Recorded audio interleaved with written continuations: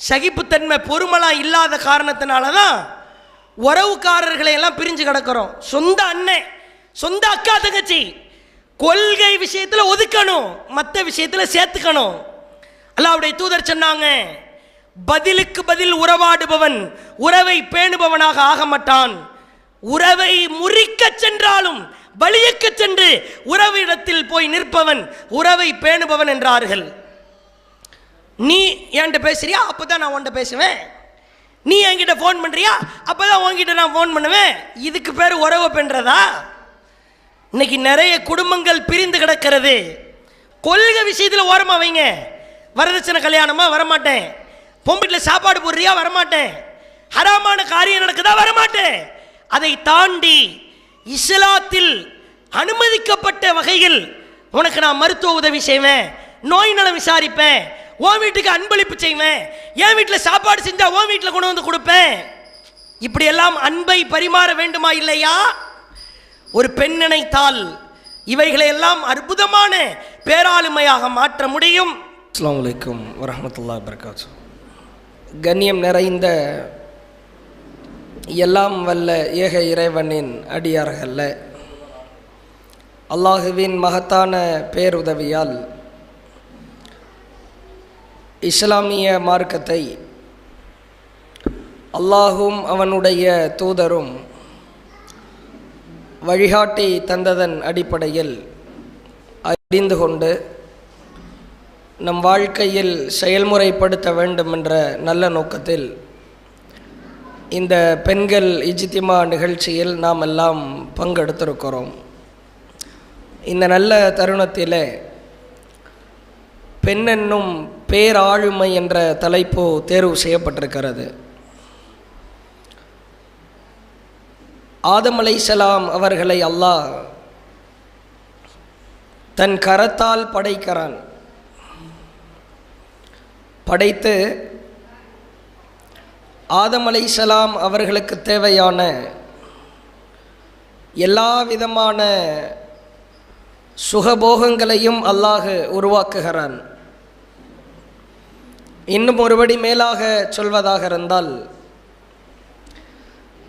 அவருடைய உள்ளங்கள் எவற்றின்பால் நாடுமோ ஆசைப்படுமோ அதுபோன்ற அத்துணை விஷயங்களையும் அல்லாஹ் உருவாக்குகிறான். ஒரு மிக பிரம்மாண்டமான தோட்டத்தை அல்லாஹ் படைத்து அந்த தோட்டத்தில் அவர் விரும்புகிற அத்துணை காரியங்களையும் விஷயங்களையும் அல்லாஹ் படைக்கிறான். இப்படியெல்லாம் படைத்த இறைவன் எவ்வளவுதான் ஆசையாய் அள்ளி அள்ளி அல்லாஹ் பலதரப்பட்ட பொருட்களை வழங்கியிருந்தாலும் ஆதம் அலைஹிஸ்ஸலாம் அவர்களை படைத்து அவர்களின் விழா எலும்பிலிருந்து அல்லாஹ் ஹவ்வா என்ற ஒரு பெண்மணியை உருவாக்குகிறான். ஒரு மனிதனுக்கு உலகத்தில் எத்துணை பெரிய சொத்துக்கள் இருந்தாலும், செல்வங்கள் இருந்தாலும், கோடிகளிலே புரண்டாலும் கூட பெண் என்பவள் அத்தியாவசியமானவள், அவசியமானவள் என்பதை இந்த சூத்திரத்தின் வாயிலாக அல்லாஹ் பதிய வைக்கிறான். சொர்க்கத்தை நீங்கள் இறைவனும் இறைத்தூதரும் கற்றுக் கொடுக்கிற இடங்களிலெல்லாம் பார்க்கலாம். சொர்க்கத்து கன்னியர்கள் குறித்து ஹூருல் ஐன்கள் சம்பந்தமாக பார்க்கிற பொழுது, கேட்கிற பொழுது, படிக்கிற பொழுதே ஆசைகளை எல்லாம் தூண்டச் செய்கிற வகையில் நம்முடைய கவனத்தை சுவனத்தின்பால் திருப்பி விடுகிற வகையில் ஹூருல் ஈன்கள் குறித்து அல்லாஹ் பேசுகிறான். இன்னும் அல்லாஹுவின் தூதர் சொன்னார்கள், நீங்கள் சொர்க்கத்திலே நுழைகிற பொழுது நீங்கள் பார்க்கிற மூளை முடுக்குகளிலெல்லாம் உங்களுடைய துணைவியர் ஹூருல் ஈன்களாக காட்சி தருவார்கள். ஒரு மனிதன் ஸ்வர்க்கத்திற்கு சென்று விட்டான். குரோதம், அகம்பாவம், ஆணவம், பலதரப்பட்ட குண நலன்களை அல்லாஹ் பிடுங்கி எடுத்தாலும் கூட சொர்க்கத்திலே வாழ்பவனுக்கும் பெண் என்பவள் அத்தியாவசியமானவர், அந்த ஆசை மிகவும் முக்கியமானது என்பதை அல்லாஹ் ஆழமாக பதிய வைக்கிறான். ஒரு பெண் என்பவர் ஒரு மனிதனுடைய வாழ்க்கையில் தவிர்க்க முடியாத ஒரு மகத்தான சக்தி, மிகப்பெரும் ஆற்றல். இந்த பெண்களுக்கென்று இஸ்லாம் ஏராளமான முக்கியத்துவங்களை வழங்குகிறது. உலகத்தில் ஏராளமான மதங்கள் இருப்பதை பார்க்கலாம், சித்தாந்தங்கள் இருக்கிறது, கொள்கைகள் இருக்கிறது, ஏராளமான மார்க்கங்கள் இருக்கிறது. ஆனால் இஸ்லாமிய மார்க்கம் மட்டும்தான் பெண்களை உச்சத்தில் வைத்து பார்க்கிறது.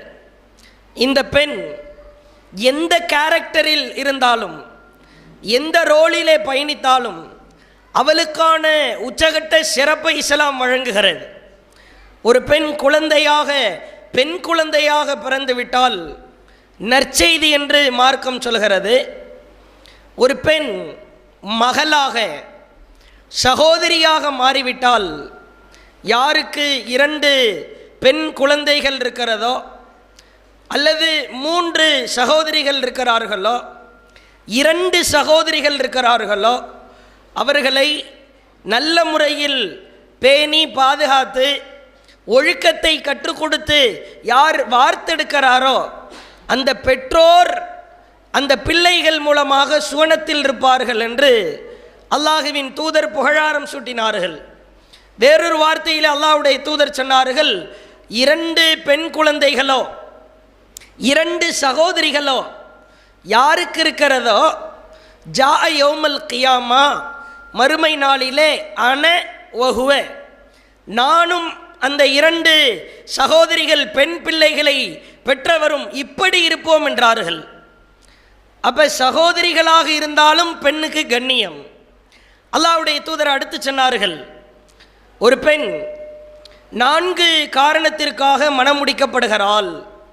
மாலிஹா, ஒலி ஜமாலிஹா, ஒலி தீனிஹா, ஒலி ஹசபிஹா, அவளுடைய அழகிற்காக, அவளுடைய செல்வத்திற்காக, குடும்ப பாரம்பரியத்திற்காக, அவளிடத்தில் இருக்கிற மார்க்க பற்றிற்காக.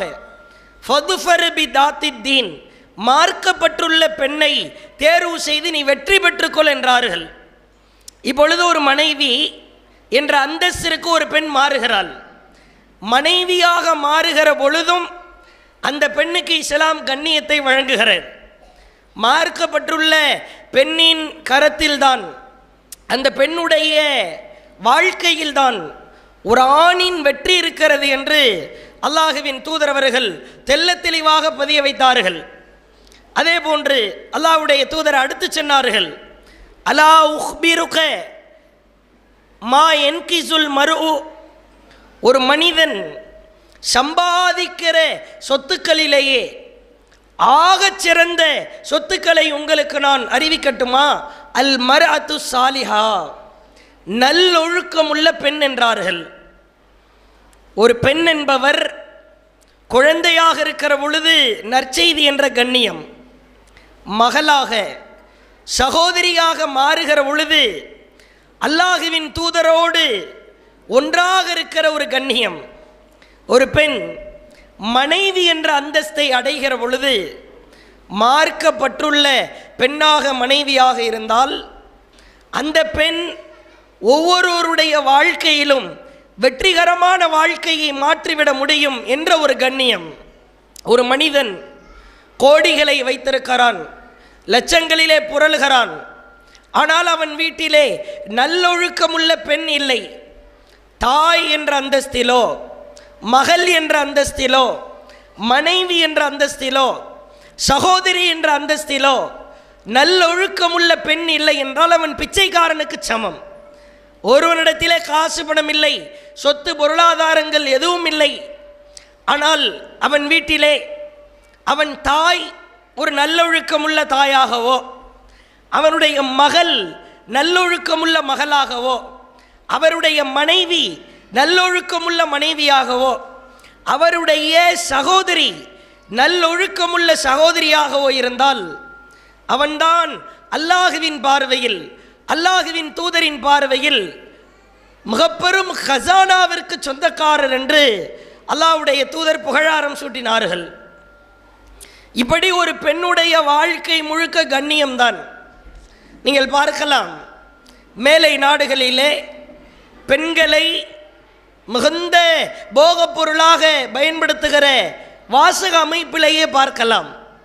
பாம்பின் விஷத்தை விட பெண்ணின் விஷம் கொடுமையானது என்று எழுதி வைத்திருக்கிறான். சீரும் பாம்பை நம்பு, சிரிக்கும் பெண்ணை நம்பாதே, பழமொழி என்ற பேரில். அப்போ சிரிக்கிற ஆணை மட்டும் நம்பலாமா? பொம்பளையை நம்பக்கூடாதுன்னா ஆம்பளையை நம்பலாமா? பெயின் ஆஃப் வாட்டர் என்று எழுதி வைத்திருக்கிறான். வழி நிறைந்த தண்ணீர். பெண் என்று சொன்னால் வழியும் வேதனையும் நிறைந்த தண்ணீராம்.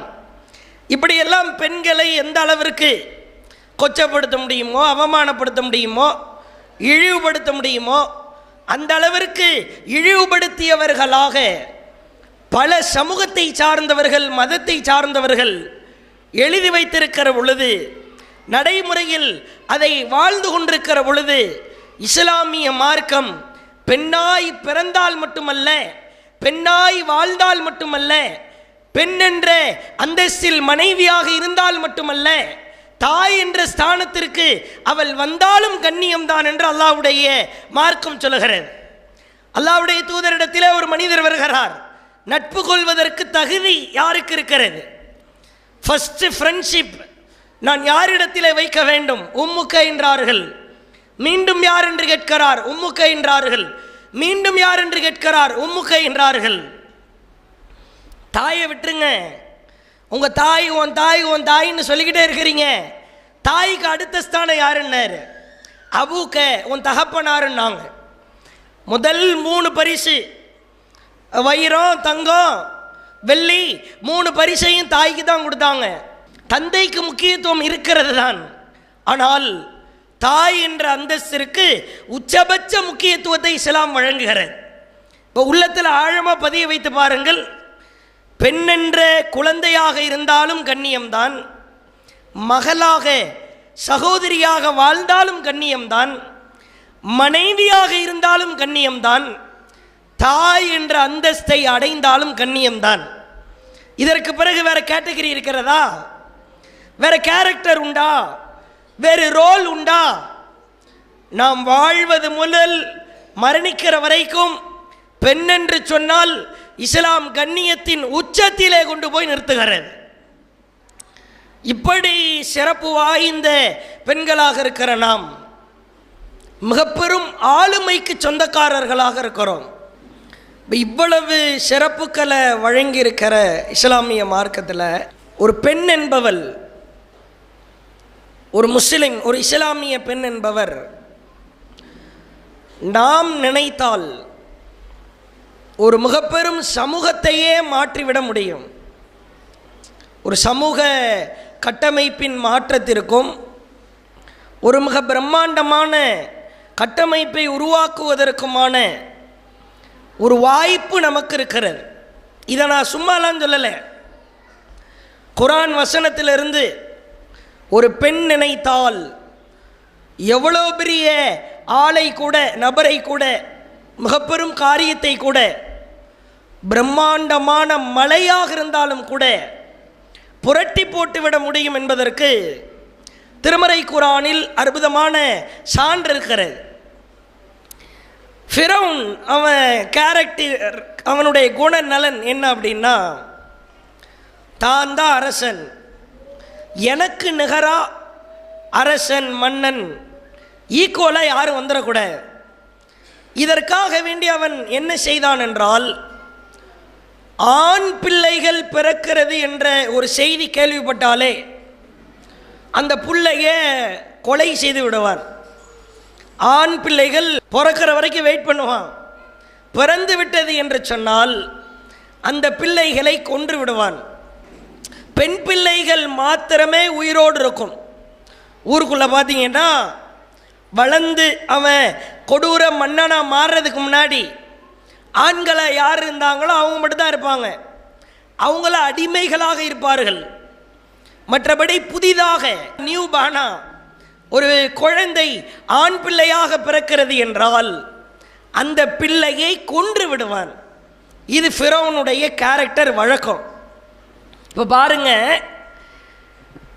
மூசா அலைஹிஸ்ஸலாம் அவர்கள் ஃபிரௌன் வாழ்ந்து கொண்டிருக்கிற பொழுது அவர்களின் மனைவியாக அம்மையார் ஆசியா அம்மையா அவர்கள் மிகச்சிறந்த குணம் படைத்தவர்கள். அவர்கள் தனக்கு துணையாக இருக்கிற பொழுது அந்த சமூகத்திலே மூசா அலைஹிஸ்ஸலாம் அவர்கள் பிறக்கிறார்கள். இப்போ ஊரில் இருக்கிற வழக்கம், ஆண் புள்ள பிறந்தா கொன்றணும், அதான் வழக்கம். இப்போ அல்லாஹ் என்ன பண்ணுறான், மூசா அலைஹிஸ்ஸலாமுடைய அம்மாவுக்கு உள்ளத்தின் மூலமாக வேறு வகைகளின் மூலமாக வகி அறிவிக்கிறான். அம்மையாரே, உன் குழந்தைய ஒரு சின்ன ஒரு மரக்கலம் ஒன்றை எடுத்து அதில் வைத்து நீ தண்ணீரில் கடலிலே விட்டுவிடு. இந்த விஷயத்தை நீ யாருக்கிட்டையும் சொல்லக்கூடாது. நீங்கள் பார்க்கலாம், இதை 28வது அத்தியாயத்தை எடுத்து படித்து பார்த்தீர்கள் என்றால் இந்த வரலாறுகள் எல்லாம் இருக்கும். அப்போ அல்லாஹ் சொல்கிறான், இதை நீ அறிந்தோ அறியாமலோ யாரிடத்திலும் சொல்லிவிடக்கூடாது. உறுதியா தைரியமா அந்த பிள்ளைய நீ மரக்கலத்திலே வைத்து கடலிலே வீச வேண்டும், கடலிலே போட வேண்டும். மரக்கலத்தில் வச்சு தான், ஒரு சின்ன ஒரு படகு மாதிரி மரக்கலம்னா. இப்போ அம்மா என்ன பண்ணுறாங்க, மூசா அலைஹிஸ்ஸலாமுடைய அம்மா அவர்கள் ஒரு நல்ல மனிதர். ஏதோ நமக்கு ஒரு செய்தி அறிவிக்கப்படுகிறது, இறைவனை நம்பிய ஒரு மனிதர், இறைவனை ஆழமாக உறுதியாக ஏற்றுக்கொண்ட ஒரு பெண்மணி. ஒரு சின்னதாக ஒரு படகு ஒன்று ரெடி பண்ணுறாங்க, மூசாவை வைக்கிறாங்க, கடலில் விட்டுட்டாங்களே. இந்த படகிலே இருந்த இந்த குழந்தை, மூசா என்ற இந்த குழந்தை நேரடியாக அப்படியே பயணித்து வந்து ஃபிரௌன் மற்றும் அவனுடைய மனைவியாக இருந்த அம்மையார் ஆசியா அலைஹிஸ்ஸலாம் அவர்களின் கரங்களிலே வந்து சிக்குகிறது.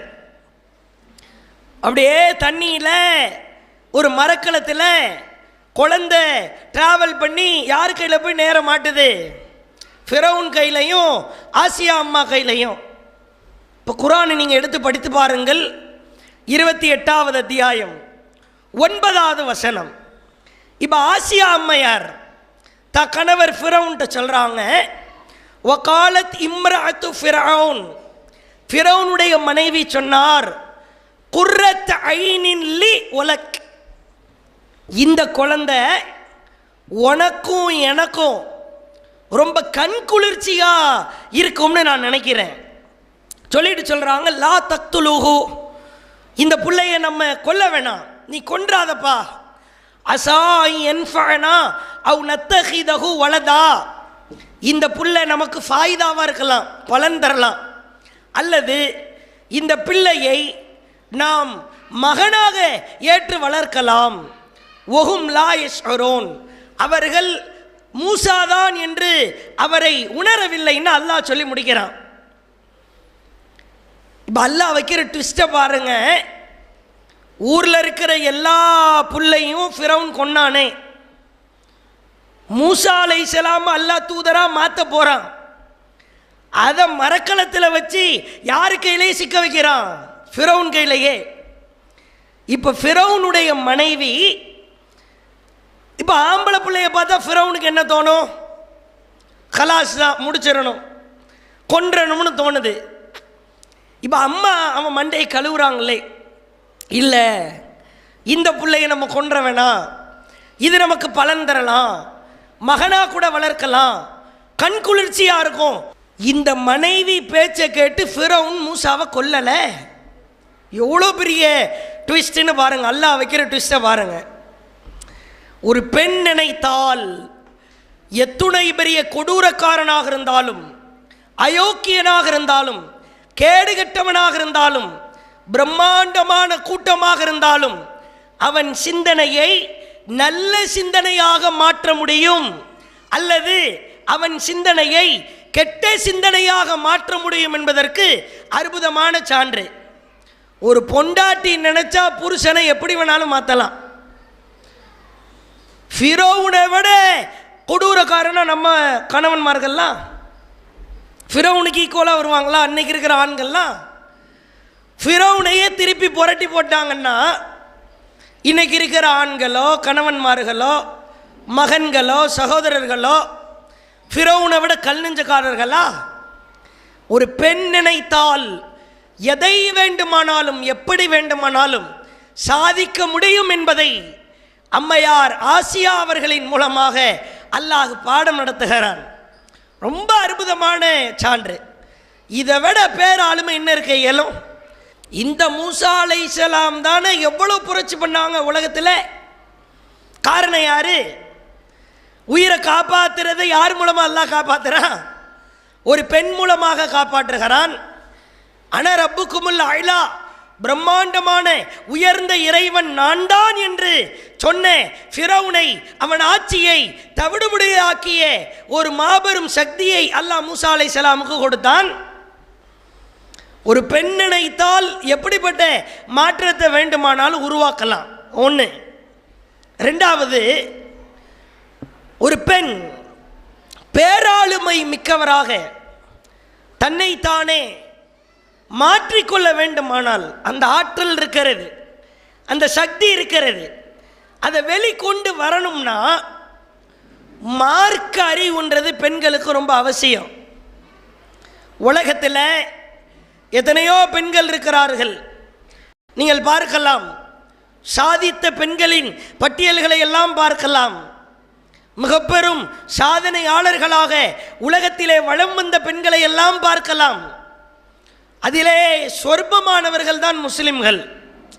நம்ம உலகத்தில் பெரிய அளவில் உலகத்தை மாற்றுறதுக்கோ சயின்டிஸ்டாக ஆகிறதுக்கோ அல்லது அமெரிக்காவுடைய ஒட்டுமொத்த டெக்னாலஜியை கற்றுக்கொள்வதற்கோ அப்படியெல்லாம் ஒரு பெண்ணு கற்றுக்கொண்டு பரிசு வாங்கினாங்களே, உலக அளவில் பப்ளிஷ் ஆக்குனாங்க. அப்படிப்பட்ட ஆற்றல்லாம் நமக்கு தேவை கிடையாது.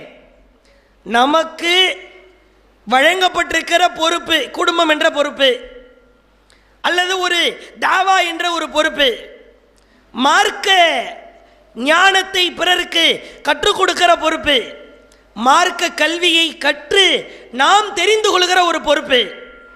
இப்படிப்பட்ட சில காரியங்களில் நாம் ஆளுமைகளை வளர்த்து கொள்ளணும். நபிகளார் காலத்தில் அல்லாஹ்வுடைய தூதரவங்க குறிப்பிட்ட நாட்கள் என்ன பண்ணுவாங்க, குகையில் போயிட்டு அல்லாஹ்வை தியானிக்க ஆரம்பிப்பார்கள். 40 வயதிற்கு முன்பு மனசு ஒரு மாதிரி இருக்கும், மிகுந்த சிரமத்தோடு இருப்பார்கள், தனிமையில் இருக்கணும்னு விரும்புவாங்க. அப்போ அல்லாஹ்வுடைய தூதர் என்ன பண்ணுறாங்க, தன்னுடைய உள்ள அமைதிக்காக ஒரு குகைக்கு செல்வார்கள். அங்கே தனியாக இருப்பாங்க. அவர்களின் மனைவி, விருப்பத்திற்குரிய நேசத்திற்குரிய வயது மூப்பாக இருந்தாலும் கூட மிகுந்த பிரியத்திற்குரிய மனைவி அம்மையார் ஹதீஜா என்ன பண்ணுவாங்க, சாப்பாடு எடுத்துகிட்டு கொண்டு போய் கொடுப்பாங்க. கணவர் ஏதோ மன அமைதியை விரும்புகிறார், இறைவனை தியானிக்கிறார், நாம் இவருக்கு உதவி செய்ய வேண்டும் என்ற நல்ல எண்ணத்தில் சாப்பாடை கொண்டு போய் கொடுப்பாங்க. ஒரு கட்டத்தில் என்ன ஆகுது, 40 வயதாகிறது. 40 வயதில் அல்லாஹ் ரசூல்லா என்ற முஹம்மது என்ற ஒரு மனிதரை ரசூல் என்ற மனிதராக மாற்றப் போகிறான். அந்த நேரத்தில் ஜிப்ரீல் அலைஹிஸ்ஸலாம் அவர்கள் முதலாக முஹம்மது நபி அவர்களை சந்திக்க வருகிறார்கள். எப்படி வந்தாங்க, 600 ரெக்கைகளோடு. ஜிப்ரீல் அலைஹிஸ்ஸலாமுக்கு 600 ரெக்கை உண்டு. அதான் ஒரிஜினல் முழு தோற்றம். சில நேரங்களில் முழு தோற்றத்தில் வருவாங்க, சில நேரங்களில் இறகு ரெக்கைகளை எல்லாம் மடக்கி வச்சுட்டு வருவாங்க. ஹதீஸ்களில் பார்க்கலாம். 600 ரெக்கைகளோடு முழு தோற்றத்தில் நபிகளார் அமர்ந்திருந்த அந்த குகைக்கு ஜிப்ரீல் அலைஹிஸ்ஸலாம் வருகை தருகிறார். பார்க்கிறார்கள், கட்டி அணைக்கிறார், ஓதுங்கள் ஓதுங்கள் என்கிறார். தூதராக தேர்வு செய்யப்பட்டதை உணர்ந்து குர்ஆன் வசனத்தை ஓதி காட்டுகிறார். எனக்கு படிக்க தெரியாது, ஓத தெரியாது. இப்போ கட்டி பிடிச்சி ஓத சொல்கிறாங்க. இப்படியெல்லாம் நடக்குது. பார்த்த வேகத்தில் பயந்து போய், வளவளத்து போய், வியர்த்து போய், நடுங்கி போய், பதட்டமுற்றவர்களாக ஓடோடி வருகிறார்கள். தன் மனைவி இடத்திலே வருகிறார். ஜமிலுனி ஜமிலுனி, போர்த்துங்கள் போர்த்துங்கள். பெண்ணின் ஆளுமையை பாருங்கள். ஒரு கணவன் பயந்து பதட்டமுற்று மைண்ட் அப்செட் ஆகி போய் முகமெல்லாம் ஒரு மாதிரி விடவிடத்து போய் வருகிற பொழுது என்ன ஏதென்று கேட்காமல், ஏன் இப்படி என்ன ஆயிற்று என்ற காரணத்தை ஆய்வு செய்யாமல் போர்வை எடுக்கிறார், போர்த்துகிறார், போர்த்து விட்டு சொல்கிறார், கல்லா வல்லாஹி மா யுஹ்ஸீக அல்லாஹு அபதா, உங்கள் இறைவன் உங்களை ஒருபோதும் இழிவுபடுத்த மாட்டான். ஒ தஹ்மிலுல் கல்ல, சிரமப்படுபவர்களுக்கு நீங்கள் உதவுகிறீர்கள், அனாதைகளை அரவணைக்கிறீர்கள், உறவுகளை பேணி நடக்கிறீர்கள், இல்லாதவர்களுக்கு அள்ளி அள்ளி கொடுக்கிறீர்கள். பிறகு எப்படி இப்படிப்பட்ட நல்லவராக இருக்கிற உங்களை எப்படி உங்கள் இறைவன் இழிவுபடுத்துவான்? ஏன் பதறீங்க? ஏன் கவலைப்படுறீங்க? கவலைப்படாதீங்க, பதறாதீர்கள், பதட்டம் வேண்டாம். என்ன நடந்துச்சுன்னே தெரியல, கேட்கவும் இல்லை. முதல்ல ஆரம்பமாக ஆறுதலை கொடுத்துட்டு போர்வையால் போர்த்தி அவருடைய நல்ல காரியத்தை எல்லாம் சொல்லி ஆறுதல் படுத்தி ரிலாக்ஸ் ஆக்கின பிறகு அப்புறம் தான் ரசூல்லா சொல்கிறாங்க, இப்படி நான் ஒரு தோற்றத்தை பார்த்தேன், முழுமையான தோற்றமாக இருந்தது. கோடிகள் சம்பாதிப்பதை விட, லட்சங்களை ஒரு மனிதனின் கரத்திலே கொடுப்பதை விட ஆறுதலான வார்த்தைகள் இருக்கிறதல்லவா, கோடியை கொட்டு கொடுக்கிறத விட சிறந்தது. ஒரு நோயாளி இருக்கிறார், ஒரு ரொம்ப சிரமப்பட்ட நிலையில் ஒருவர் இருக்கிறார், 4 வார்த்தை ஆறுதலாக சொல்லி பாருங்க. பணமெல்லாம் என்ன பணம், இன்னைக்கு வரும் நாளைக்கு போகும்.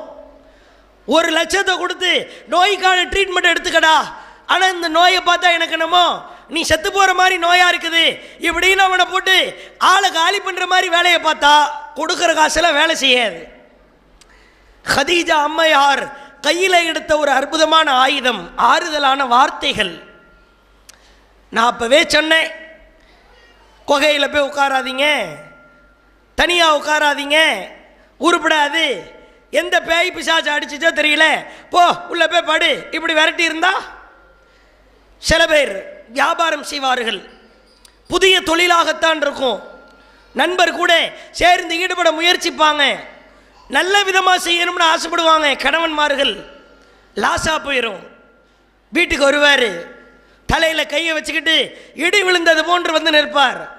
சொன்னேன், அதெல்லாம் ஒரு மொகரையா, அதெல்லாம் ஷைத்தான் முடிச்சவங்க கூட சேர்ந்து சுத்தாதீங்கன்னு சொன்ன கேட்டிங்களா? உருப்படாமல் தான் போவோம், என்னமோ நாசமாக போங்க.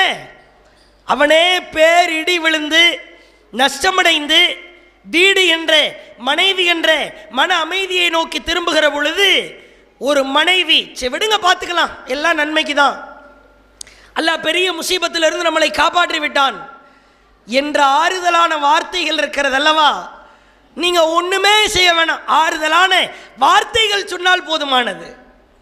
அடுத்து பாருங்க மேட்ரு என்ன. இந்த ஹதீஜா அம்மையார் செய்திகளை எல்லாம் கேதர் பண்ணிக்கிட்டு உள்வாங்கி கொண்டு தன்னுடைய சொந்த பந்த உறவினர், யூத மொழிகளை கற்றவர், ஹிப்ரு மொழிகளில் பெயர் பெற்றவர், பலதரப்பட்ட மொழிகளிலே கலை தெரிந்தவர் வரகா இப்னு நௌஃபல் என்ற ஒரு அறிஞரிடத்தில் அழைத்து செல்கிறார். அவர்கிட்ட போய் உட்கார்ந்தா பதட்டத்தோடு ரசூல்லா உட்கார்றாங்க, செய்தியெல்லாம் சொல்கிறாங்க. இப்படி குகையில் இருந்தேன், ஒரு தோற்றம் ஒன்று தெரிந்தது, அடிஸ்டார் ஒரே அடியா, மூசாவிடத்தில் யார் வந்தாரோ அந்த நாமூஸ் உங்களிடத்திலே வந்திருக்கிறார். அந்த வேதத்தில் நாமூஸ்னா ஜிப்ரீல்னு அர்த்தம். நீங்கள் தூதராக போகிறீங்க, ஒரு காலம் வரும் உங்கள் மக்கள் உங்களை எல்லாம் அடித்து விரட்டுவாங்க, அந்த நேரத்தில் என் இளமை என்னோடு இருந்திருக்க வேண்டுமே, அப்படி இருந்திருந்தால் உங்களுக்கு நான் உதவி செய்திருப்பேனே என்று அவர் பேராவல் கொள்கிறார். ஆனால் அவர் குறிப்பிட்ட காலத்தில் மூத்தா போயிடுறாரு. ஹதீஜா அம்மையாரின் பேர் ஆளுமையை பாருங்கள். என்ன நடந்தது என்று கேட்டுக்கொண்டு ஏன் இப்படி நடக்கிறது, எதற்காக நடந்தது என்பதை ஒரு அறிஞரிடத்திலே கொண்டு போய் சமர்ப்பிக்கிறார்கள். அந்த அறிஞர் இவர் தூதராக போகிறார் என்று அறிவிக்கிறார். உலகத்திற்கு முஹம்மது என்பவர் அல்லாஹ்வின் தூதர் என்பதை அறிவித்த ஒரு பேராளுமை பெண் தான் ஹதீஜா அம்மையார். அவங்க வரக்கா இப்னு நௌஃபல்ட போய் கேட்டுட்டு வர்றாங்களே, எவ்வளோ பெரிய சிறப்பு என்று பாருங்கள். ஒரு பெண் நினைத்தால் நிச்சயமாக உலகத்திற்கு பலதரப்பட்ட செய்திகளை, மார்க்க செய்திகளை அறிவித்துவிட முடியும் என்பதை அல்லாஹ்வின் தூதரின் மனைவியின் வாழ்க்கையிலிருந்து ஆணித்தனமாக அறிந்து கொள்ள முடிகிறதா இல்லையா? ஒரு பெண் என்பவள் அபார சக்தி பெற்றவள். கொஞ்சம் யோசித்து பாருங்கள். இன்றைக்கு நம்முடைய குடும்பம் இருக்கிறது, கணவர் இருக்கிறார், மனைவி இருக்கிறோம், பிள்ளைகள் இருக்கிறார்கள். இந்த பேர் ஆளுமையெல்லாம் நம்ம குடும்பத்தில் நாம் கொண்டு வந்து நிறுத்த வேண்டுமானால் மார்க்க ஞானம், மார்க்க கல்வி இதுதான் அவசியம். ஆனால் பெண்களாகிய நாம் ஏராளமான விஷயங்களில் ஆர்வத்தோடு இருக்கிறோம், ஆர்வத்தை அள்ளி அள்ளி கொட்டுறோம். மார்க்க விஷயம் என்று வந்துவிட்டால், இஸ்லாமிய மார்க்கம் என்று வந்துவிட்டால் அதிலே மிகுந்த அலட்சியமாக இருக்கிறோம். ஒரு பெண் சர்வ சாதாரணமாக ஏமாந்து போயிடுறாங்க. நன்றாக கவனத்திலே வைத்துக் கொள்ளுங்கள். ஒரு பெண் பேராளுமை மிக்க பெண்ணாக மாற வேண்டுமானால் மார்க்க நாலேஜ், குர்ஆனின் தொடர்பு, அல்லாஹ்வின் மார்க்கத்தினுடைய அறிவு நிச்சயம் இருக்க வேண்டும். அப்பொழுதுதான் சிறப்பான பெண்ணாக நாம் மாற முடியும். திருமறை குர்ஆன்ல நீங்க பார்க்கலாம், மரியம் அலைஹிஸ்ஸலாமுடைய தாயார்.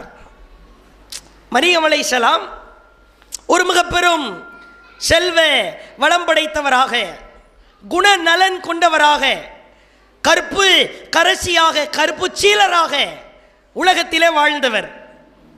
இவங்களை பெற்றெடுக்கிற பொழுது இவங்களுடைய அம்மா அவங்க அல்லாஹ்ட்ட துவா செய்கிறாங்க. ஒரு பெண் எப்படி பேராளுமையாக மாறுகிறார் என்று பாருங்கள். இது காலத்து இம்ராத்து இம்ரான், இம்ரானுடைய மனைவி. இம்ரான்னா மரியம் அலைஹிஸ்ஸலாமுடைய அத்தா. இம்ரானுடைய மனைவி அல்லாஹ்விடத்திலே கேட்டார், ரப்பி இன்னி நதர்து லக மாஃபி பத்னி முஹர்ரரா ஃபதகப்பல் மின்னி. இறைவா, என் வயிற்றில் ஒரு குழந்தைய கருவா உண்டாகி இருக்கிற, இந்த குழந்தை பிறந்தவுடன் அந்த குழந்தையை உனக்காக நேர்ச்சை செய்து விட்டேன். அப்படின்னா உன் மார்க்கத்துக்காக அர்ப்பணிச்சிட்டேன்னு அர்த்தம். அவங்க ஆம்பளை பிள்ளையா பிறக்கும்னு நினைக்கிறாங்களே, பிறந்த உடனே தான் தெரியுது அந்த குழந்தை பொம்பளை பிள்ளை. உடனே துவா செய்கிறாங்க, இறைவா ஒ இன்னி சம்மை துஹா மரியம், இந்த பிள்ளைய மரியம்னு நான் பேர் வச்சிருக்கிறேன், இந்த குழந்தையை உனக்காக அர்ப்பணிக்க வேண்டும் என்று நான் உன்னிடத்திலே கோரிக்கை வைத்தேன். ஆனால் பெண் என்பவர் ஆண் பிள்ளையை போன்று கிடையாது அப்படின்னு சொல்லிட்டு, யா அல்லாஹ் வ இன்னி உஈதுஹா பிக வ துர்ரியத்திஹா மினஷ் ஷைத்தானிர் ரஜீம். எவ்வளோ ஒரு பேராளுமன்னு பாருங்க. மரியம் அலைஹிஸ்ஸலாமுடைய அம்மா அடுத்து அல்லாஹ்ட்ட துவா செய்கிறாங்க, யா அல்லாஹ் என்னையும் என்னுடைய இந்த புள்ளையும் ஷைத்தான் தீண்டுவதிலிருந்து உன்னிடத்தில் பாதுகாப்பு தேடுகிறேன். புள்ள பிறக்கிறதுக்கு முன்னாடி அர்ப்பணிக்கிறேன்னு துவா. குழந்தை பிறந்ததற்கு பிறகு, யா அல்லாஹ் ஏன் இந்த புள்ளைய, என்னுடைய இந்த மகள் மீது ஷைத்தான் ஆதிக்கம் தொடர்ந்து விடக்கூடாது யா அல்லாஹ், இவரை ஷைத்தான் தீண்டுவதிலிருந்து காப்பாற்று யா அல்லாஹ். குழந்தை பிறந்த உடனே இது மாதிரி துவா செய்கிற பெண்கள் எத்தனை பேர் இருக்கிறார்கள்? பிறக்கும் போதே ஃபில்டர் ஆக்கிறது, கிளியர் பண்றது, பரிசுத்தமாக ஷைத்தானால் தீண்டப்படாத, ஷைத்தானில் ஆதிக்கம் செலுத்த முடியாத ஒரு பிள்ளையாக உருவாக்குவது. பிறக்கிறதுக்கு முன்னாடி காஷ்மீர் குங்குமப்பூ வாங்குங்க, பாகிஸ்தான்ல இருந்து அதை வாங்குங்க, புள்ள சுவப்பா பிறக்கணும், இப்படியெல்லாம் ஆசைப்படுவாங்களே. பிறந்ததற்கு பிறகு என்ன பேர் வைக்கலாம், எந்த மாதிரி என்ன காரியத்தை எல்லாம் பண்ணலாம். சுவப்பா இருக்கிறது கருப்பா இருக்கிறது அங்க மேட்ரு. ஒரு பெண் சிறு வயதிலிருந்து உருவாக்கப்பட வேண்டும். பாருங்கள், மரியம் அலைஹிஸ்ஸலாம் அவர்களுக்காக செய்த பிரார்த்தனையினுடைய பிரதிபலன், ஆணே இல்லாமல் ஆண் துணையே இல்லாமல் ஒரு பெண்ணுக்கு அல்லாஹ் பிள்ளையை கொடுத்தான், தன் ரூஹை ஊதினான். அவர்தான் ஈசா. உலகமே பேசுகிறது. எவ்வளவு பெரிய அதிசயம்! கருப்பு சீலராக, கருப்பு கரசியாக, இதெல்லாம் துஆவுடைய வெளிப்பாடுதான். ஒரு பெண்ணின் சிறந்த ஆளுமை எப்பொழுது வெளிப்படும்? மார்க்க அறிவு இருக்கணும். அல்லாஹ்வுடைய தூதர் காலத்திலே பார்க்கலாம், சஹீஹ் புகாரியில ஸைனப் பின்த் ஹுமைத் அப்படின்ற ஒரு பெண்மணி வர்றாங்க ரசூலுல்லாஹ்ட்ட. வந்தா கையில ஒரு சின்ன பையன், ஒரு சிறு மகன், அவங்களுடைய மகன். அவங்கள அழைச்சிட்டு வந்து அல்லாஹ்வுடைய தூதரை அழைக்கிறாங்க. யா ரசூலல்லாஹ், அல்லாஹ்வின் தூதரே, பாயிஹு, இதோ இவன் தான் என் மகன், இவன் கிட்ட பையத்து எடுங்க. பையத்துனா என்ன? ஒரு ஆள்கிட்ட ரசூலுல்லாஹ் பையத்து எடுப்பாங்க. ஷிர்க் வைக்க மாட்டோம், திருட மாட்டோம், விபச்சாரம் செய்ய மாட்டோம், கொலை செய்ய மாட்டோம், கற்பொழுக்கமுள்ள பெண்ணின் மீது அவதூறு சுமத்த மாட்டோம். இது பையத்தை எடுக்கணும். யார்கிட்ட எடுப்பாங்க? நல்ல விவரம் தெரிஞ்ச பெரிய ஆட்கள்கிட்ட எடுக்கிற பையத்து. அந்த பையத்தை இந்தா என் மகன் இவன்கிட்ட எடுங்க அப்படின்னு ஸைனப் பின்த் ஹுமைத் ரலியல்லாஹு அன்ஹா வந்து நிற்கிறார். அப்போ அல்லாஹ்வுடைய தூதர் மேலையும் கீழையும் பார்க்குறாங்க அந்த பையனை. ஹுவ சகீர், இவர் ரொம்ப தம்மா துண்டு குட்டி பையனா இருக்கிறாரே, இவர்கிட்ட போயிட்டு நான் என்ன பையத்தை எடுக்க முடியும்? இல்லை நீங்க எடுங்க. இல்லம்மா, இவருக்கு ஒன்றும் புரியாது, ரொம்ப சின்ன பையனாக இருக்கிறார். பிறகு அல்லாஹ்வுடைய தூதர் அவருடைய அவருடைய தலையை தடவி கொடுத்து அவருடைய வாழ்நாள் சிறக்க துஆ செய்தார்கள் என்ற செய்தியை பார்க்கிறோம். இஸ்லாமிய பெண்களுக்கு உடல்லையே ஊர்ற வெறித்தனம். இதெல்லாம் இஸ்லாமிய மார்க்கத்தை கற்றுக்கொண்டு அதை நம்முடைய சந்ததிகள் பிறக்கிற பொழுது, வளருகிற பொழுது பேராளுமை மிக்க சந்ததியாக உருவாக்குவதில் ஒரு தாய் எடுத்த ஆழமான சிந்தனை. என்ன இவன்கிட்ட போய் பையத் எடுக்க சொல்ற? இவன் ரொம்ப குட்டி பையனா இருக்கிறாரே, வேற வழியே இல்லை, தடவி கொடுத்துட்டு துவா செஞ்சுட்டாங்க, உன் வாழ்நாள் சிறக்கிறதுக்கு துவா செய்கிறேன்னு. ஒரு பிள்ளைகளை உருவாக்குகிற ஒரு மிகச்சிறந்த ஆளுமை பெண்ணுக்கு இருக்கிறது, ஒரு தாய்க்கு இருக்கிறது. உலக ரீதியா, உலக ஆசாபாசங்களில், உலக சுகபோகங்களில் அதிகப்படியாக கவனம் செலுத்துகிற தாய்மார்கள், நாம் மார்க்க கல்வியை கற்றுக்கொண்டு நம்முடைய சந்ததிகளுக்கும் கற்றுக் கொடுக்க வேண்டும், அவர்களை அப்படி உருவாக்க வேண்டும் என்பதில் கவனம் இல்லாமல் இருக்கிறோம். அப்ப எப்படி பேராளுமையா உருவாக முடியும்? நீங்க பார்க்கலாம், அல்லாஹ்வின் தூதர் அவர்கள் காலத்தில் ஹாரிசா பின் சுராக்கா என்ற ஒரு தோழர், இவங்க அம்மாட்ட வர்றாங்க, உம்மு ஹாரிசாட்ட வந்து கேட்குறாங்க, என் அருமை தாயே, பத்ர் போர்க்களம் நடக்க இருக்கிறது, அந்த போர்க்களத்தில் நான் கலந்து கொள்ளலாம் என்று ஆசைப்படுகிறேன். அம்மாவுக்கு அரவணைக்கிறதுக்கு துணைக்கு ஆள் இல்லை. தாய் இருந்தால் தாய்க்கு தான் பணிவிடை செய்யணும். போருக்கு போகிறத விட தாய்க்கு பணிவிடை செய்கிறது சிறந்தது. இது பின்னாடி தான் சட்டம் வருது. இது பத்ர் போரில் தாயிட்ட போய் கேட்குறாங்க, நான் போருக்கு போகலாமா? தாராளமாக போயிட்டு வா. உம்மு ஹாரிசா அனுமதி அளிக்கிறார். போர்க்களத்திலே கலந்து கொள்கிறார். கலந்து கொண்டதற்கு பிறகு இந்த போர்க்களத்திலே மகனார் ஹாரிசா மரணிக்கிறார். போர்க்களம் முடிகிறது. அனைத்து தோழர்களும் நபிகளாரும் நடந்து வருகிற அந்த பாதையில் வந்து அமர்கிறார். ஹாரிசா தன் மகன் வருகிறானா என்று பார்க்கிறார். ஒவ்வொருவராக வருகிறார்கள், மகன் இல்லை. இறுதியாக அல்லாஹுவின் தூதர் வந்து விட்டார்கள். அல்லாஹ்வுடைய தூதர்கிட்ட போறாங்க. அல்லாஹுவின் தூதரே, அலா துஹத்திசுனி அன் ஹாரிசா. ஹாரிசா மேல அவங்க பயன்படுத்துகிற வார்த்தையை பாருங்கள். ஹாரிசா மீது நான் எவ்வளவு நேசம் வைத்திருந்தேன், பாசம் வைத்திருந்தேன் என்றெல்லாம் உங்களுக்கு தெரியும்.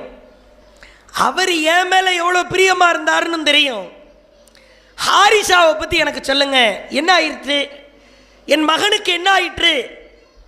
அப்ப அல்லாஹ்வுடைய தூதர் சொல்றாங்க, அசாபகு கர்பு, வேகமாக எதிரி பகுதியின் திசையிலிருந்து ஒரு அம்பு ஒன்று வந்து உன் மகனுடைய அந்த கழுத்து குரல் வளை பகுதியிலே குத்தி அந்த இடத்திலேயே மரணித்து விட்டார். கதறி அழுகிறாங்க. 2 கேள்வி, 2 கொஸ்டின் தான். அல்லாஹ்வின் தூதரே, உங்களிடத்தில் 2 கேள்விகளை கேட்கிறேன். ஒன்று, என் மகன் ஃபைன்கான ஃபில் ஜன்னா, அவன் சொர்க்கத்தில் இருக்கிறான் என்று உங்கள் நாவிலிருந்து நீங்கள் நற்செய்தி சொல்லிவிட்டால் சபர்து, நான் பொறுத்துக் கொள்வேன், சகித்துக் கொள்வேன். ஒருவேளை அவங்க பயன்படுத்துகிற வார்த்தை ஒயின்கான கைரதாலிக், அது அல்லாத இடத்துக்கு அவன் போயிட்டான்னா, அது அல்லாத இடம்னா என்னதுதான், நரகம். அதை நரகம்னு கூட அந்த அம்மாவால் சொல்ல முடியல. ஏன்னா யாருக்கு சொர்க்கம் யாருக்கு நரகம் நம்மால் தீர்மானிக்க இயலாது. இதை நபித்தோழிகள் புரிந்து வைத்திருந்தார்கள். அந்த அம்மையார் சொல்கிறார், அது அல்லாத வேறு இடத்திற்கு அவர் சென்றிருப்பார் என்று நீங்கள் சொன்னால், அவரை நினைத்து அவருக்காக அழுது கதறி அழுது அல்லாஹ்விடத்தில் மன்றாடுவேன். இந்த வார்த்தையை கேட்டு ரசூலுல்லாஹ் அப்படியே துடிக்கிறாங்க. அல்லாஹ்வுடைய தூதர் அவர்களை அறியாமல் கண்ணீர் வருகிறது. ஹாரிசாவுடைய அம்மாட்ட கேட்குறாங்க, யா உம்மா ஹாரிசா, ஹாரிசாவின் தாயே, மகனை இழந்து துடிக்கிறாயா தாயே? மகனை இழந்து பரிதவிக்கிறாயா? பரிதவிக்க வேண்டாம். இன்னஹா ஜினானுன் ஃபில் ஜன்னா, சொர்க்கம் என்றால் அது ஒன்றுதான் இருக்கிறதா? இல்லை, பல சொர்க்கங்கள் இருக்கிறது. வ இன்ன இப்னகி அஸாபல் ஃபிர்தௌஸில் அலா, சொர்க்கத்தில் பல சொர்க்கங்களில் உன் மகன் ஹாரிசா சொர்க்கத்தின் உயர்ந்த சொர்க்கமாக இருக்கிற ஜன்னத்துல் ஃபிர்தௌஸில் இருக்கிறான். மகிழ்ச்சி அடைந்து கொள், சென்று வா தாயே. அந்த அம்மையார் சொன்னார், அல்ஹம்துலில்லாஹ் என்று அல்லாஹ்வை புகழ்ந்து விட்டு என் மகனை பெற்றெடுத்ததற்கான பாக்கியத்தை நான் பரிபூர்ணப்படுத்தி விட்டேன். பெண் என்னும் பேராளுமை, கொஞ்சம் யோசித்து பாருங்கள். தான் பெற்றெடுத்த பிள்ளை இஸ்லாத்திற்காக போர் செய்து அதற்காக உயிரை இழந்து அந்த மகன் சொர்க்கத்தில் இருக்கிறான், அதுவும் உயர்ந்த சொர்க்கத்தில் இருக்கிறான் என்று வாழ்ந்து கொண்டிருக்கிற பொழுதே அல்லாஹுவின் தூதரின் நாவிலிருந்து இப்படிப்பட்ட ஒரு நற்செய்தி கிடைக்கிறது என்றால் இதை விட மிகப்பெரிய சிறப்பு வேறு என்ன வேண்டும்? ஒரு தாய்க்கு அரவணைப்புக்கு ஆள் இல்லை, பாதுகாக்கிறதுக்கு யாரும் இல்லை, ஒரு மகன்தான் இருக்கிறான். துடிக்காதே தாயே, நீ உன் மகனை பெற்றெடுத்து அந்த மகனை மார்க்கத்திற்காக தியாகம் செய்த காரணத்தினால் சொர்க்கத்தில் உயர்ந்த சொர்க்கத்தில் அவர் இருக்கிறார். எப்படிப்பட்ட ஒரு செய்தி என்று பாருங்கள். ஒரு தாய்க்கு இதை விட பெரிய சந்தோஷம் என்ன வேணும்? இப்படியெல்லாம் வார்த்தெடுத்தார்கள். ஒவ்வொரு நபி தோழர்கள் தியாக சீலர்களுக்கு பின்னால் ஒவ்வொரு தாய் இருந்தார். போர்க்களத்தில் போய் உயிரை விட்டாங்களே, காரணம் யாரு? தாயினுடைய உந்துதல். இந்த பெண் என்னும் பேராளுமை. அல்லாஹ்வின் தூதரிடத்திலே ஆயிஷா ரலியல்லாஹு அவர்கள் வருகிறார்கள். யஅதன் ஃபில் ஜிஹாத், ஜிஹாத் செய்யறதுக்கு அனுமதி கொடுங்கன்றாங்க. அதை விட அனுமதி கொடுக்க முடியும்? உங்களுக்கான ஜிஹாது அல் ஹஜ்ஜு வல் உம்ரா மப்ரூரா அப்படின்றாங்க. கடமையாக்கப்பட்ட ஹஜ்ஜும் உம்ராவும் செய்தால் ஜிஹாது செய்ததற்கு சமம்.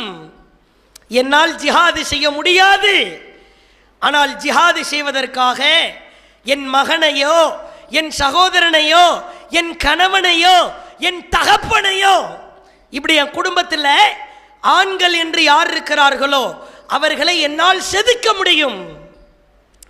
அதே மாதிரி பாருங்க, ஒரு பெண் கணவன் மனைவி என்ற அந்தஸ்தில் இருக்கிறார். திருமணத்துக்கு முன்னாடி கணவர் தொழுவாரா, கொள்கை இருக்குதா, இதெல்லாம் பார்க்கணும். அத்தா மாப்பிள்ளை பார்க்கும்போது இன்ஜினியர் மாப்பிள்ளையா பாருங்க, டாக்டர் மாப்பிள்ளையா பாருங்கன்னா கொள்கை இருக்காது. ஒருவேளை கொள்கை இல்லாத ஒரு கணவரை திருமணம் முடிச்சிட்டா கூட அவர் அப்படியே செதுக்குகிற ஒரு பொறுப்பு மனைவிமார்களின் கரத்தில் இருக்கிறது. அழகான ஒரு செய்தி. உம்மு சுலைம் அவர்கள் கணவர் மாலிக்கு, உம்மு சுலைம் இஸ்லாத்தை ஏற்றார்கள் என்ற காரணத்திற்காக மாலிக்கு ஊரை விட்டு ஓடி போய் அங்கேயே மூத்தாயிடுறார். கையில் அனஸ் என்ற ஒரு மகன் விதவை பெண்ணாக நிற்கிற பொழுது அபூ தல்ஹா என்ற செல்வ செழிப்புள்ள ஒரு மனிதர், ஒழுக்க சீலர், நற்குண சீலர், இஸ்லாத்துக்கு வர்றதுக்கு முன்னாடி அவங்க டாப் கிளாஸ், ஒழுக்கத்தில், நற்குணத்தில், பொருளாதாரத்தில். அப்படிப்பட்ட அபூ தல்ஹா உம்மு சுலைமை பார்க்குறாங்க. உங்களை நான் திருமணம் முடிச்சுக்கலான்னு ஆசைப்பட்றேன்.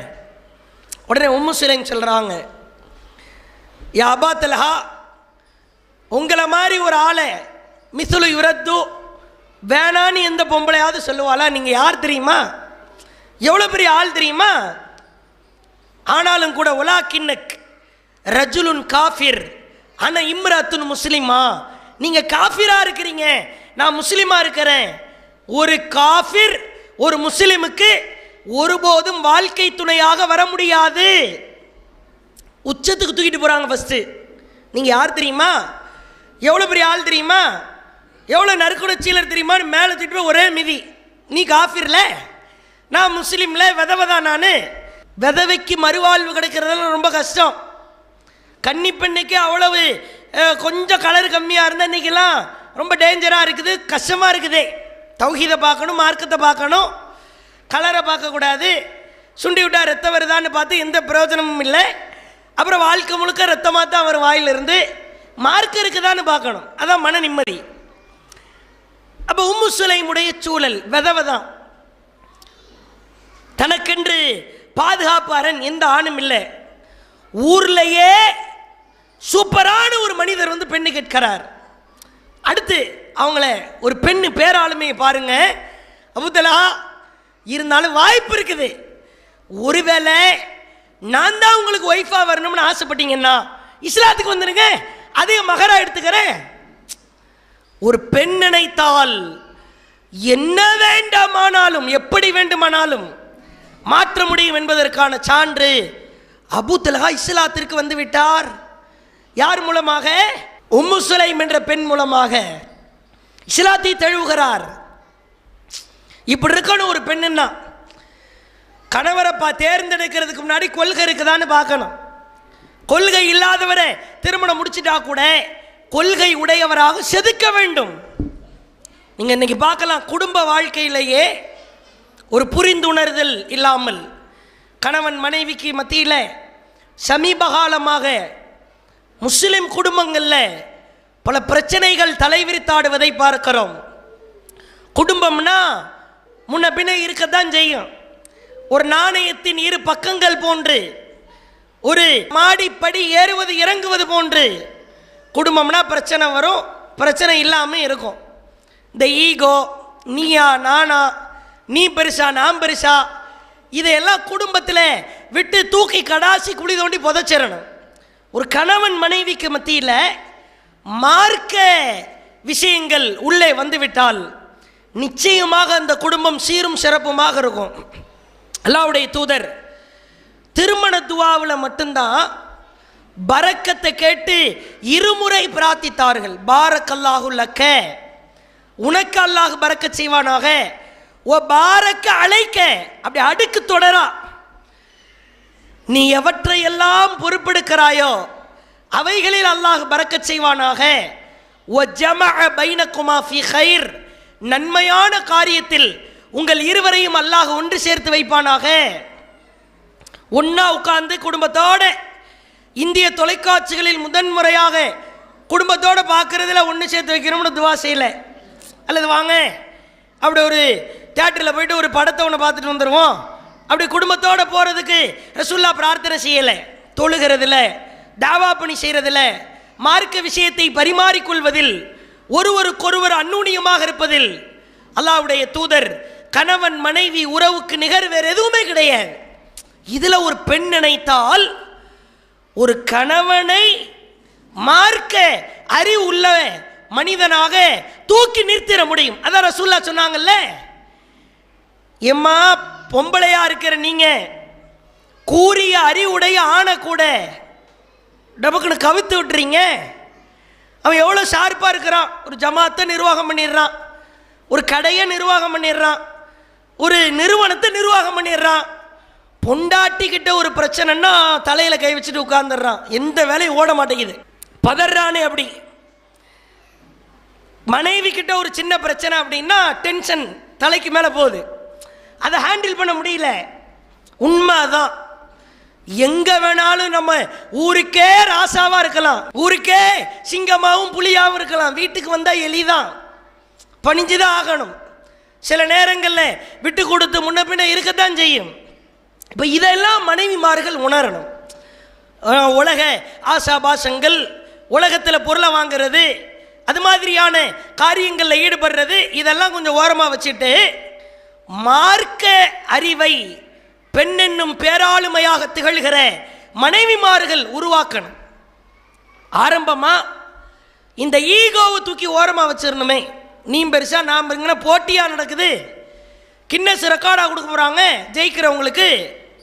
கணவன் கிட்ட கோபமா ஆத்திரமா அல்லாஹ்வுடைய தூதர் சொன்னாங்க, உங்களில் நல்லொழுக்கமுள்ள ஒரு பெண்ணுடைய குணம் எப்படி என்றால், அந்த பெண்ணை நவர இலைகா சர்ரத்துகு, அவளை பார்க்கிற பொழுதே அவள் மகிழ்ச்சி ஊட்டுவாள். ஒரு கணவர் அவ்வளவு டென்ஷனா கோவமா ஆத்திரமா வீட்டிற்கு வருகிற பொழுது அப்படி மனைவி ஃபேஸ பார்த்தாலே எல்லாமே அப்படி பறந்து போயிடணும். பேசணும்ன்ற அவசியம் கிடையாது, ஆறுதல் சொல்றது அதெல்லாம் அப்புறம்தான். அப்படி நம்மளை பார்த்தாலே, முகத்தை பார்த்த உடனே கஷ்டம் நஷ்டங்கள் எல்லாம் பறந்து போயிடணுமே. இப்படிதான் நகைச்சுவையா ஒன்று சொல்லுவாங்க. ஒருத்தர் என்ன பண்ணியிருக்கிறாரு, வீட்டில் உட்கார்ந்துருக்கிறாரு. வீட்டில் உட்கார்ந்தா பக்கத்தில் கண்ணாடி கிளாஸ், ஸ்பெக்ஸு, கண்ணாடி டப்பா ஒன்று இருந்திருக்குது. ஒய்ஃபு டீ கொடுக்க வந்திருக்குது, டப்பா ஓப்பன் பண்ணி கண்ணாடியை போட்டிருக்கிறாரு. டீயை கொடுத்துட்டு அம்மா போயிடுச்சு, கண்ணாடியை கழட்டி வச்சுட்டாரு. திரும்ப வேற எதுக்கும் வந்திருக்கிறாங்க, கண்ணாடி எடுத்து போட்டிருக்கிறாரு. திரும்ப ஒய்ஃப் போனவொன்னே கண்ணாடியை கழட்டி வச்சுட்டாரு.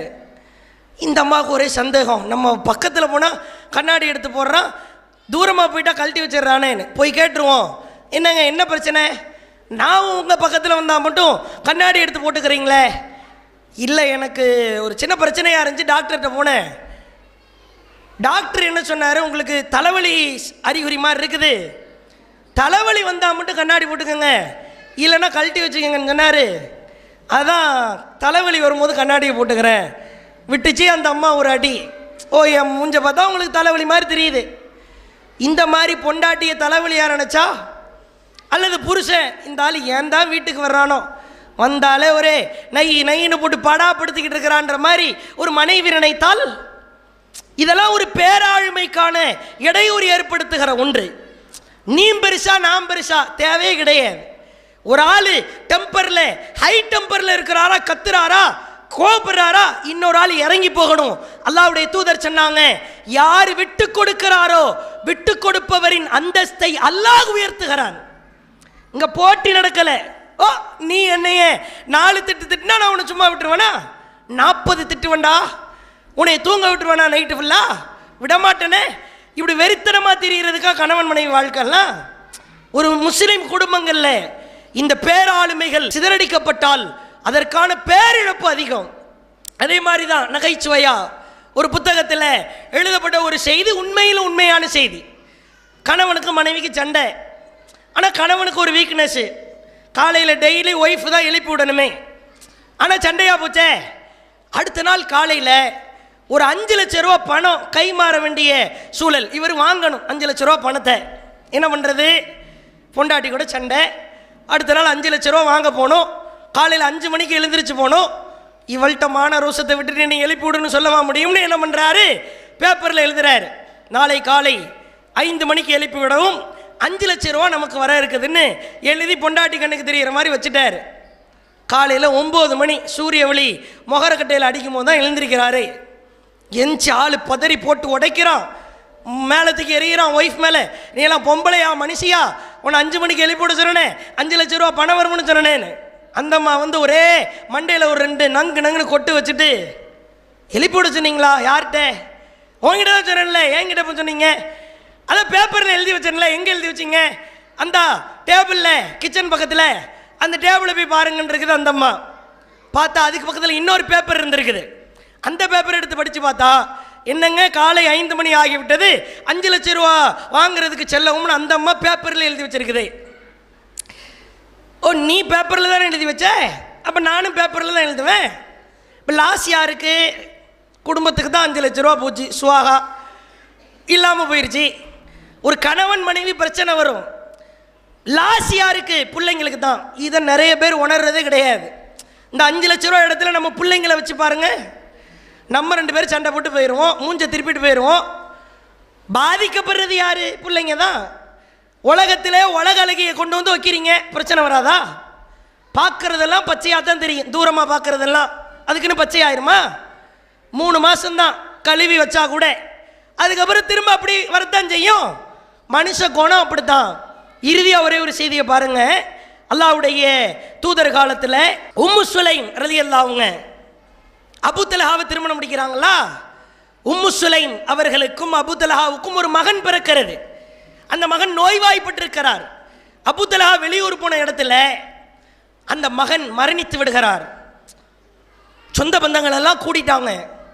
உம்மு சுலைம் சொல்கிறாங்க, எல்லாரும் வீட்டுக்கு போயிருங்க, என் கணவர்கிட்ட புள்ள இறந்த செய்தியை நானா சொல்கிற வரைக்கும் யாரும் சொல்லிடாதீங்க. எல்லாரையும் வீட்டுக்கு அனுப்பிடுறாங்க. புள்ளை எடுத்து குளிக்க வச்சு அவருக்கு வெள்ளை ஆடை போட்டு கஃபனை போட்டு ஓரமாக வச்சுட்டாங்க. இப்போ அபூ தல்ஹா வீட்டிற்கு வருகிறார். வருகிற பொழுது தன்னை இதற்கு முன்பு எந்த வகையிலும் அலங்கரிக்காத வகையில் தன்னை அலங்கரித்து கொண்டு கணவனுக்கு முன்னால் நிற்கிறார். தேவையை முடிக்கிறார். முடித்ததற்கு பிறகு மனைவிடத்தில் கேட்கிறார், மகனுடைய நிலைமை என்ன? அப்போ அந்த அம்மா கேட்குறாங்க, பொறுமையா இருங்க, உங்கள்கிட்ட அமானிதமாக கொடுத்து ஒரு பொருளை வச்சுக்கங்கன்னு சொல்கிறாரு ஒரு ஆள். திருப்பி அந்த பொருளை கேட்டால் என்ன பண்ணுவீங்க? திருப்பி கொடுத்துருவேன். அல்லாஹ் நம்ம பிள்ளைய திருப்பி கேட்டுட்டான், மூத்தா போயிட்டாருன்றாங்களே. கத்துறாரு பயங்கரமா. உம்மு சுலைமே, என் மகனுடைய மரணத்தை வீட்டிலே இருக்க செய்து விட்டு என்னை அசுத்தமடைய செய்து விட்டாயா? குடும்ப வாழ்க்கையை அசுத்தமாக பார்க்குறாரு. அவ்வளோ டென்ஷன் ஆகுது. உன்னை சும்மா விட மாட்டேன், ரசூலுல்லாஹ்விடமே நான் சொல்லுவேன். அல்லாஹ்வின் தூதரிடத்திலே வந்து இந்த செய்தியை விளக்குகிறார் அபூ தல்ஹா. அல்லாஹ்வின் தூதர் அற்புதமாக ஒரு பிரார்த்தனை செய்கிறார்கள். பாரக்கல்லாஹு லக்குமா ஃபி காபிரி லைலத்திக்குமா. அபூ தல்ஹாவே, நீங்கள் உங்கள் மனைவியோடு நேற்று இரவில் ஈடுபட்ட இல்லற வாழ்க்கையில் அல்லாஹ் பரக்கத் செய்வானாக. சுப்ஹானல்லாஹ். ஒரு மனிதருடைய இல்லற வாழ்க்கைக்கு பரக்கத் செய்யட்டும்னு உலகத்திலேயே கேட்ட ஒரே ஜோடி அபூ தல்ஹா உம்மு சுலைம் தான். அதற்கு பிறகு அல்லாஹ்வுடைய தூதர் செஞ்ச துஆவுல 9 குழந்தைகள் பிறக்கிறது. 4 பிள்ளைகள் போராளிகளாக ஜிஹாது செய்கிறார்கள். எவ்வளோ பெரிய ஒரு பொறுமை, ஒரு சகிப்புத்தன்மை. இந்த சகிப்புத்தன்மை ஒவ்வொரு பெண்ணிடத்திலும் இருந்தால் இதுதான் பேராளுமையாக மாறும். புள்ள இறந்துட்டான், ஐயா போச்சே, எது கத்துற? அல்லாஹ் கொடுத்ததை வாங்கிக்கிட்டான். கணவர் வருவார், அவர்கிட்ட நம்ம ஆத்திரத்தை காமிச்சிடக்கூடாது, கஷ்டத்தை காமிச்சிடக்கூடாது, ரிலாக்ஸ் பண்ணு ஃபஸ்ட்டு, பிறகு செய்தியை சொல்லு. எப்படி இதெல்லாம் முடியும்? ஒரு பெண்ணுக்கு பொறுமை என்பது ரொம்ப அவசியம், சகிப்புத்தன்மை மிகவும் அவசியம். அந்த சகிப்புத்தன்மைக்கு கிடைத்த கூலி அல்லாஹ்வின் தூதருடைய துஆ. ஒரு பெண் நினைத்தால் எவ்வளோ பெரிய பேராளுமையை மாற்றலாம். சகிப்புத்தன்மை பொறுமலாம் இல்லாத காரணத்தினால தான் உறவுக்காரர்களை எல்லாம் பிரிஞ்சு கிடக்கிறோம். சொந்த அண்ணன், சொந்த அக்கா தங்கச்சி, கொள்கை விஷயத்துல ஒதுக்கணும், மற்ற விஷயத்துல சேர்த்துக்கணும்.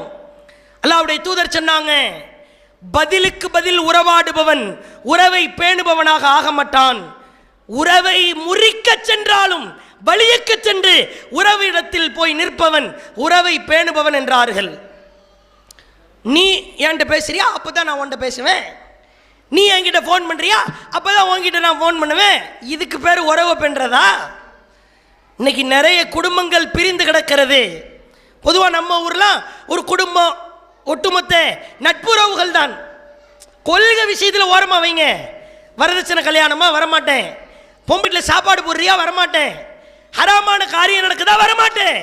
அதை தாண்டி இஸ்லாத்தில் அனுமதிக்கப்பட்ட வகையில் உனக்கு நான் மருத்துவ உதவி செய்வேன், நோய் நலம் விசாரிப்பேன், உன் வீட்டுக்கு அன்பளிப்பு செய்வேன், என் வீட்டில் சாப்பாடு செஞ்சா உன் வீட்டில் கொண்டு வந்து கொடுப்பேன். இப்படியெல்லாம் அன்பை பரிமாற வேண்டுமா இல்லையா? ஒரு பெண் நினைத்தால் இவைகளை எல்லாம் அற்புதமான பேராளுமையாக மாற்ற முடியும். பெண்களே, சகோதரிகளே, தாய்மார்களே, அல்லாஹ்வுடைய தூதர் சொன்னார்கள், சிறந்த கணவன் மனைவிக்கு உதாரணம் என்ன தெரியுமா? எந்த கணவன் அதிகாலை தொழுகையாக இருக்கிற ஃபஜ்ர் தொழுகையை தொழாமல் உறங்குகிற பொழுது ஒரு மனைவி எழுப்புகிறாள், அவன் எழும்பவில்லை, ரஷத் ஃபி வஜ்ஹிஹா, அவன் முகத்திலே லேசாக தண்ணீர் தெளித்து எழுப்புகிறாள், இவள்தான் சிறந்த மனைவி என்றார்கள். இப்னு மாஜாவிலே பார்க்கலாம்.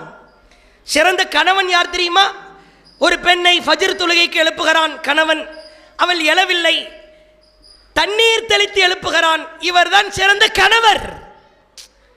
கணவன் மனைவி பெஸ்ட் ஹஸ்பண்ட் அண்ட் ஒய்ஃப்க்கு கூட வணக்க வழிபாடு வச்சு டெமோ காட்டுறாங்களே. ஹோ, தண்ணியை ஊற்றலாமா, சுடு தண்ணியை ஊற்றிரோம்னு வெறித்தனத்தில் மூஞ்சில் ஊற்றிடக்கூடாது, அது பெரிய ஃபால்ட்டாக போயிடும்.